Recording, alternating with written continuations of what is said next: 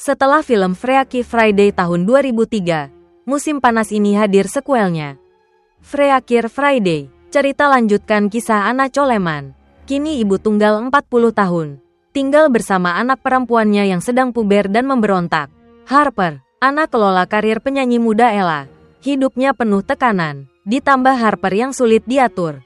Membuat hari-harinya bagai roller coaster. Untungnya, ibunya, Tess Coleman, nenek Harper, selalu bantu. Tess, psikolog sukses, ingin luncurkan podcast konseling, dan jadi jembatan agar Anna dan Harper saling paham. Hari ini seperti biasa, Anna, seperti ibu lain, harus teriak bangunkan Harper untuk sekolah. Tapi saat masuk kamar, Harper sudah bangun dan pergi berselancar. Ia pulang menjelang berangkat sekolah. Tess datang tepat waktu, antar mereka ke sekolah dan kerja. Di sekolah, Harper bermasalah. Ia tak suka Lily, siswi baru dari Inggris. Meski begitu, mereka dipasangkan dalam kelompok eksperimen kimia. Karena saling bersaing, eksperimen jadi bencana berbahaya. Paksa guru panggil orang tua. Anna dan ayah Lily, Eric, bertemu. Langsung tersambar cinta. Rapat orang tua jadi kencan sukses.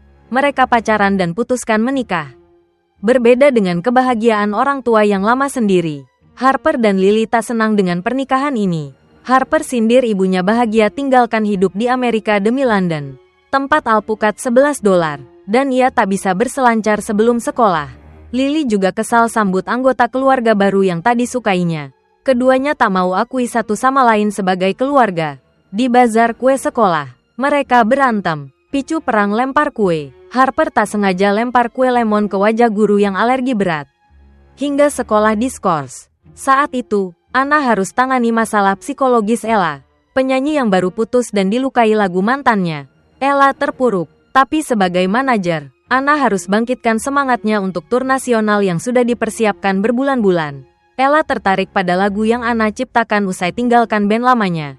Ella semangat lagi, siap untuk tur. Pulang, Anna dengar Harper dan Lily sebabkan sekolah diskors. Ia coba pendekatan modern, biarkan anak-anak ungkap perasaan. Tapi mereka malah bertengkar, saling tuduh. Akhirnya, Anna teriak seperti ibu pada umumnya.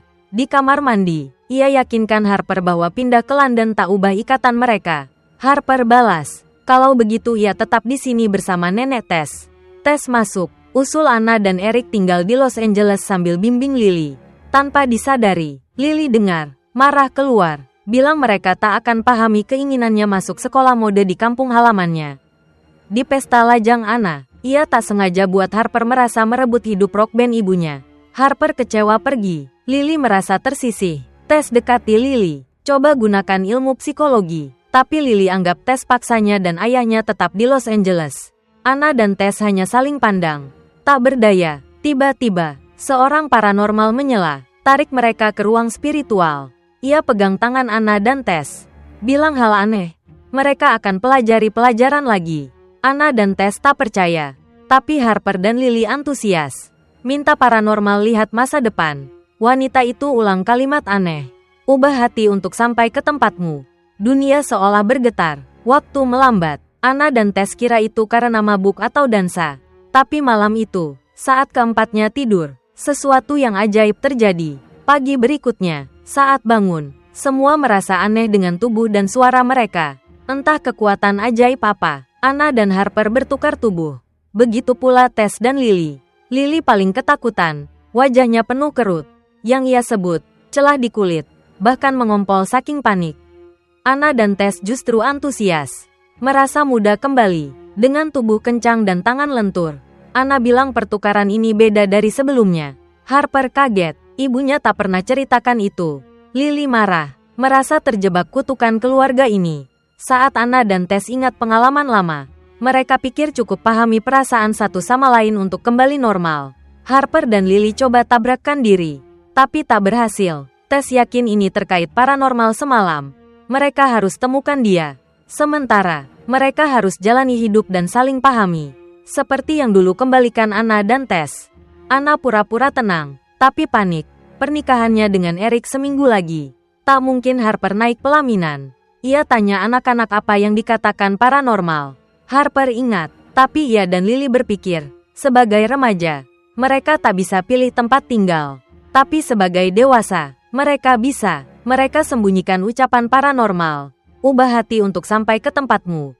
Dan rencanakan gagalkan pernikahan Anna dan Eric. Sabotase wawancara imigrasi. Kembalikan gaun dan kue pengantin. Batalkan pesta. Berhasilkah mereka? Keempatnya ubah penampilan dan gaya rambut masing-masing. Masalah muncul saat Eric ingin intim dengan Anna, Harper. Anna asli bilang mereka hindari kontak intim sebelum nikah demi keberuntungan. Harper dan Lily, di tubuh Anna dan Tess. Nikmati hidup dewasa. Lily ikut kakek Ryan ke final turnamen pickleball. Harper ke kelas dansa dengan calon ayah tiri. Tapi Lily tak pernah main pickleball. Hanya angkat raket tutup wajah. Untungnya cetak skor. Harper tak bisa dansa. Lari keluar saat pelatih suruh dekati Eric. Di sekolah, Anna dan Tess hadapi hidup SMA. Anna kaget guru lamanya, Elton, belum pensiun. Tess, pakai logika psikolog, bilang manusia harus keluar, bukan dikurung. Akibatnya, seluruh kelas disuruh lari di bawah matahari. Harper, dalam tubuh Anna, harus tangani krisis Ella, penyanyi yang patah hati. Lily panik tahu ia akan kehilangan gigi dan perlu pasta gigi lansia. Harper telepon Lily minta bantuan karena tak tahu cara urus Ella yang merana. Tak disangka, saran Harper dan Lily malah bangkitkan semangat Ella. Harper juga tahu ibunya tulis lagu bagus yang terlewat karena kehadirannya. Sadar pekerjaan ibunya ternyata berat. Lily terpikir satukan Anna dengan cinta pertamanya, Jake, untuk pisahkan ayahnya dari ibu Harper.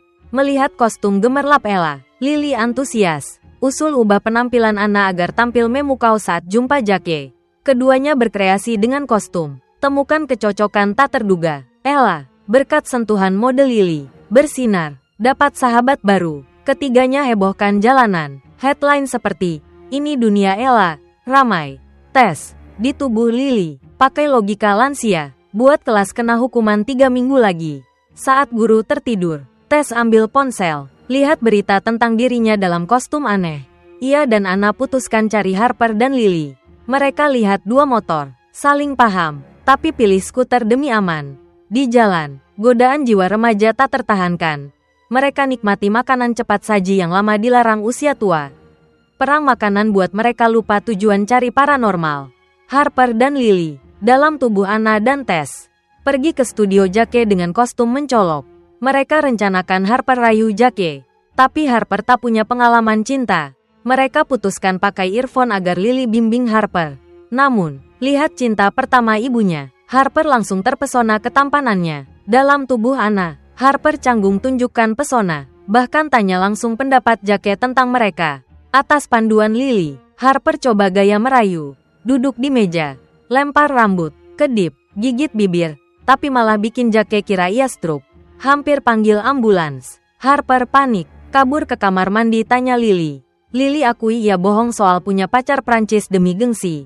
Pengalamannya cuma dari nonton film 180 menit sehari. Harper janji simpan rahasia. Buat Lily terharu. Hampir peluk kalau tak terganggu kebelet buang air ala lansia. Tess dan Anna akhirnya temukan paranormal Jen. Ceritakan soal pertukaran tubuh. Tak disangka, Jen bilang ia tak kira mantra berhasil. Sebelumnya selalu gagal. Anna dan Tess minta cara balik ke tubuh asli. Tapi Jen hanya bilang mereka perlu belajar dan ulang kalimat. Ubah hati untuk sampai ke tempatmu. Anna bilang sudah coba, tak berhasil. Jen sarankan bukan cuma mereka yang harus ubah hati. Lalu, Jen lepas peran paranormal, balik jadi pelayan kafe. Saat keluar dari kamar mandi, Jake ungkap kekhawatirannya pada Anna karena tingkah anehnya. 3 minggu lalu, Anna bilang ia sangat cinta Eric. Lily ceritakan Anna pernah tulis lagu tentang Jake. Tapi Anna dengar telepon dari Eric. Buru-buru tarik Lily pergi. Mereka harus ke wawancara imigrasi sekarang. Lily punya ide pinjam mobil Jake untuk cepat sampai. 2 remaja ini mengamuk. Kendarai mobil keren itu ugal-ugalan. Lily malah masuk jalur berlawanan. Lakukan aksi bak film laga. Sambil sempat menggoda cowok ganteng di jalan. Di wawancara, Harper, dalam tubuh Anna, tanya hal-hal pribadi. Ingin buktikan Eric tak paham ibunya. Tapi Eric ternyata tahu banyak. Sangat rincin. Eric bilang ketakutan terbesar Anna adalah gagal lindungi Harper. Tapi ia yakinkan Anna sudah jadi ibu hebat dan Harper luar biasa. Kata-kata ini buat petugas imigrasi terharu. Langsung setujui permohonan mereka. Harper bilang ke Lily bahwa Eric benar-benar paham Anna. Dan ia yakin Eric sungguh cinta ibunya. Ia bimbang, lanjutkan rencana pisahkan mereka atau tidak. Sementara, Anna dan Tess pikirkan kata-kata Jen. Ubah hati untuk sampai ke tempatmu. Tapi tubuh muda bikin mereka girang. Sampai nabrak troli belanja, lalu senang sadar jatuh pun tak patah tulang. Saat asyik, Eric temukan mereka, suruh pulang. Anna mulai paham perasaan remaja yang dikurung. Harper, di tubuh Anna, ajak Lily ke pantai main. Duduk di tepi laut, mereka bilang hari ini tak terlalu benci satu sama lain. Lily akui Los Angeles agak menarik, tapi ia rindu London dan ibunya.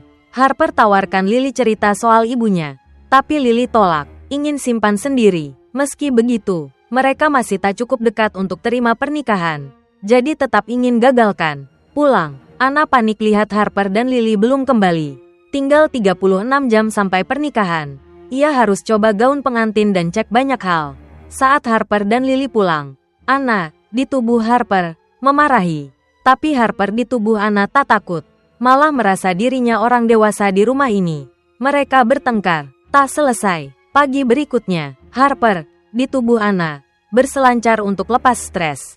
Saat ke darat, Eric sudah menanti. Anna baru tahu ia dan Eric belajar selancar untuk kejutkan Harper. Eric tiba-tiba bilang mereka sebaiknya tetap di Los Angeles. Harper rasakan betapa Eric cinta ibunya dan keluarga. Lily lihat ayahnya akrab dengan Harper. Ketakutan, khawatir Eric tinggalkan dirinya. Harper dan ibunya pergi fitting gaun pengantin. Meski di tubuh Harper, Anna tak tahan emosi saat bayang anaknya pakai gaun pengantin. Lily ingin tanya Harper soal obrolan dengan ayahnya pagi itu. Tapi Harper sembunyikan. Lily sadar, punya rencana sendiri. Ia telepon Jake, ajak makan siang di restoran Eric. Harper tak tahu, saat sambut orang tua Eric, Jake datang. Ini rencana akhir Lily untuk hancurkan pernikahan. Harper tahan Jake, bisik agar ia pergi. Lily kejar, tapi Eric ingin bicara dengan Tess, Lily, soal anaknya. Eric bilang ia dan Anna putuskan tinggal Dila. Minta saran Tess dekati Lily. Lily tahu Harper sembunyikan. Marah berdiri. Bilang Eric harus tahu ia nikahi siapa. Harper coba tenangkan Lily. Bilang Eric tahu dan putuskan sendiri tanpa manipulasi. Ponsel Anna berdering pesan dari Ella. Jake tiba-tiba kembali. Lily bilang ia pacar lama Anna. Jake cerita. Usai appetizer Anna bilang tak enak badan. Bikin tamu curiga makanan. Jake tambah, Anna sedang haid, dan ia paham Anna saat haid. Eric minta Anna jawab, tapi Lily tambah minyak ke api. Harper dan Lily bertengkar hebat. Lily, di tubuh Tess, bilang pernikahan ini tak boleh. Harper coba bilang ini urusan Anna, tak ada yang bisa putuskan. Tapi bagi Eric, ia tak tahu ini Harper dan Lily. Ia lihat Anna ribut dengan ibunya. Bahkan undang mantan. Eric batalkan pernikahan. Anna, di tubuh Harper, cuma bisa berdiri menangis. Kecewa pada Harper, lalu pergi. Lily dan Harper capai tujuan. Tapi tak senang, Jake kembali cuma ambil mobilnya. Petik 2. Tess mendekati Lily, mengaku tak pernah lihat ayah Lily sesedih ini sejak ibunya meninggal.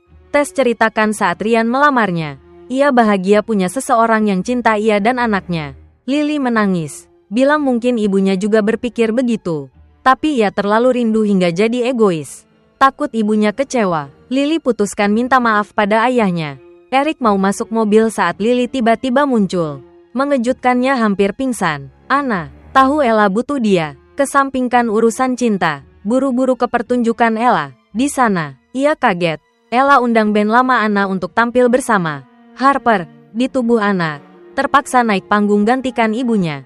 Saat ganti baju, Harper akui ke Anna bahwa ia dan Lily rencanakan sabotase pernikahan Anna dan Eric. Coba buat Eric tak cinta lagi. Tapi ia sadar Eric sangat mencintai Anna. Harper tak mau ibunya korbankan cinta ini seperti ia korbankan musik rock demi dirinya. Harper bilang tahu lagu yang Anna tulis untuk mantan. Tapi Anna jelaskan lagu itu untuk Harper, putrinya. Anna minta maaf karena buat Harper merasa harus pilih antara bersama atau tinggal. Ia selalu pilih putrinya kapanpun. Lily berusaha jelaskan pada ayahnya bahwa ucapannya hanya kehilafan sesaat. Tapi bagi Eric, meski sangat cinta Anna, Lily tetap yang terpenting. Ia ragu apakah cinta pada Anna cukup untuk pertaruhkan ketakutan kehilangan putrinya. Tess, dalam tubuh Lily, muncul. Tegaskan Eric tak akan kehilangan Lily. Harper harus naik panggung gantikan ibunya. Anna, bawa gitar, sembunyi di sudut. Rencana nyanyi lip sync untuk Harper. Tapi Harper punya ide. Ia ingin perkenalkan putrinya, yang sangat dicintainya. Maka Anna, dalam tubuh Harper, pegang gitar, balik ke panggung setelah bertahun tinggalkan mimpinya. Dua ibu anak bernyanyi bersama. Taklukkan penonton dengan suara dan lirik. Eric, Lily, dan Tess tiba. Lily gembira lihat desain kostumnya dipakai di panggung. Terkejut tahu itu ide Anna. Eric di bawah panggung kagumi Anna yang bersinar. Usai lagu, mereka peluk. Dunia berguncang. Semuanya berputar. Keempatnya kembali ke tubuh asli. Anna, di panggung. Lamar ulang Eric. Harper dan Lily peluk erat. Sadar ingin bersama. Pernikahan Anna dan Eric digelar. Dirayakan semua.